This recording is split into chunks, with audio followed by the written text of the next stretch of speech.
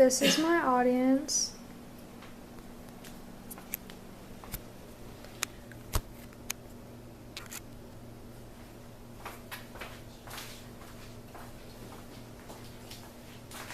Hi, I'm Erika, and today I'm going to be talking about the 1900 storm and what you need to prepare for if a hurricane comes to your town. This is the basic planned destruction supply kit.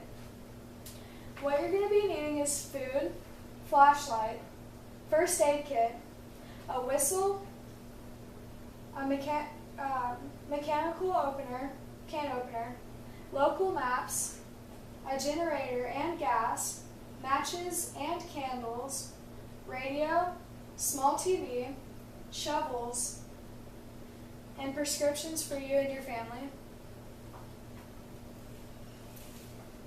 Now I'm going to start talking about the 1800 storm. The 1900 storm. Should we start over? How many of you are prepared for a hurricane? Will you be like many that wait until the last minute to get supplies that are needed if you stay and decide not to evacuate from your home because you're in fear of vandals entering your home? Are you willing to risk the lives of your loved ones and yourself by staying and not evacuating because you're hoping the storm won't be as bad as you expect, as the news is predicting? Our world today is changing, whether you believe in global warming or not. Storms around the United States are showing more force than ever before in history. We need to be prepared and use common sense when warnings of upcoming storms are broadcasted and posted. The people of Galveston on September 8th, 1900 weren't so lucky.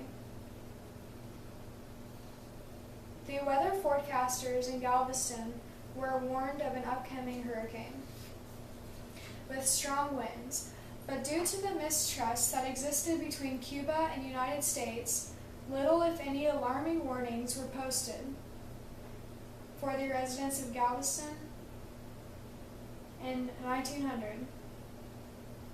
The destruction for 38,000 residents of Galveston, Texas, were 6,000, if not more, people perished.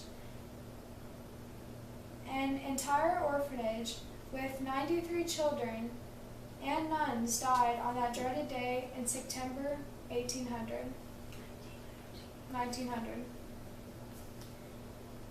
The cleanup was beyond what anyone could imagine. Galveston was cut off from the mainland, and the people were left to survive, dealing with the dead and destruction all around them. Men and young boys, barely men, were forced to clean up and remove the decaying bodies from the ocean front, or be shot themselves for not being willing to work and help.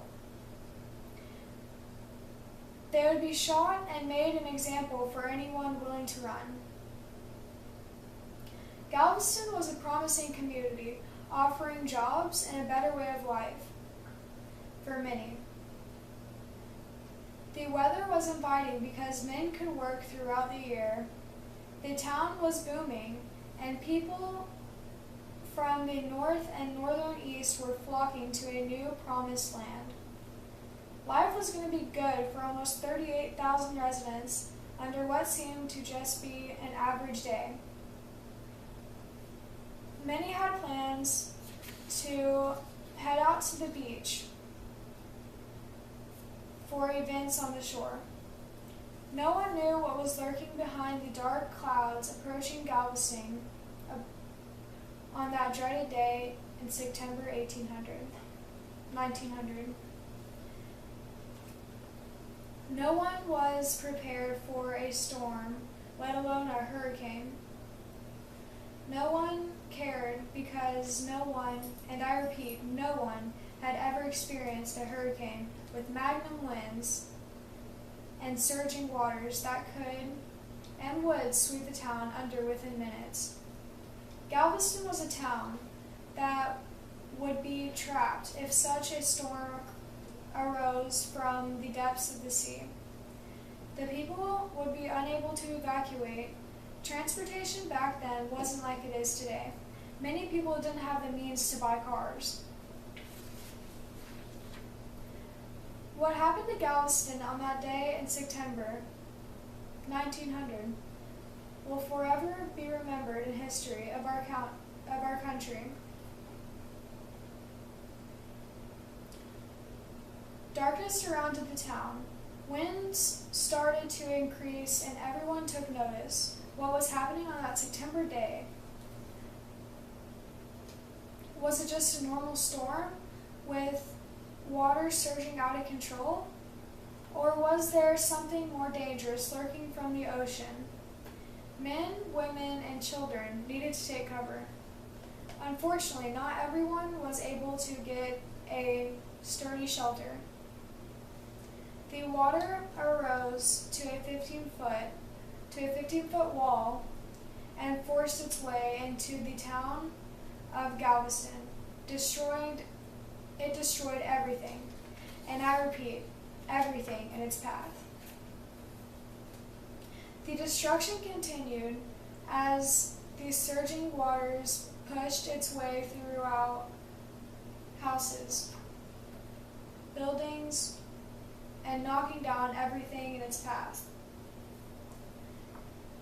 Sweeping with the debris, men, women, children, and animals, turning them over and sucking them under. Homes collapsed, and the debris swept through the streets like water running down a drain. The force from the water carried all that it touched, drowning by the thousands. Men, women, children, and animals. Oh, the massive destruction. No one was able to run or hide from this hurricane. The winds rippled through the town at 130 miles, killing everyone in its path of destruction. Men, women, children, and animals gone forever.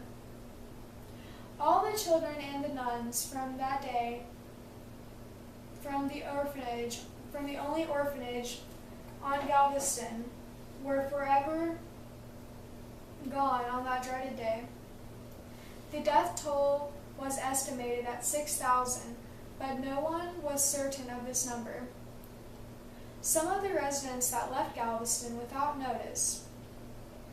Some estimated the numbers of deaths were closer to 8,000. The bodies could not be counted because they were decomposing and needed to be dumped into the ocean. Men and young men were ordered to anchor the bodies by tying rocks and holding them to the ocean floor. But that didn't work. Bodies were being swept up in the ocean. There were buildings, or what was left of buildings, stored the bodies and created the jobs of removing them difficult. It soon became apparent that burning the corpse was the only answer to protect against the spread of disease. The scent of burning flesh was in the air, and those that survived knew what was happening. Screams were heard from underneath the ground where homes were perished, but there was no way of reaching them. They had no tools to dig them out, so they left them in prayers and prayed for them as they knew their time was short in the hot sun. Galveston was a booming town and was promised land for many. In the end, it became destroyed. Galveston was supposed to have a population larger than New York, offering jobs, expanding industries, and a great place to live. The weather was ideal and promising for a better future of new residents in the area. No one was thinking about the dangers lurking out in the ocean. No one thought about the devastation a hurricane could cause. No one thought that their dreams and hopes for a better future would be swept away on that September day.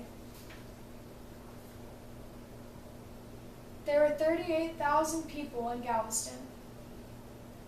More than 6,000 lost their lives. Men, women, children, and animals. No burials, no fancy funerals, only a simple prayers for their souls to be delivered to the Lord. The destruction and devastation was enormous for the storm that would go down in history as the worst storm in our country. Are you prepared for this kind of devastation? Our weather patterns are changing. The weather is no longer predictable. Storms, tornadoes, hurricanes, and forest fires are stronger, and we must be prepared. Will you be foolish enough to risk the lives of your loved ones and yourself? Or will you take the precautions necessary to survive? Look at the chart again.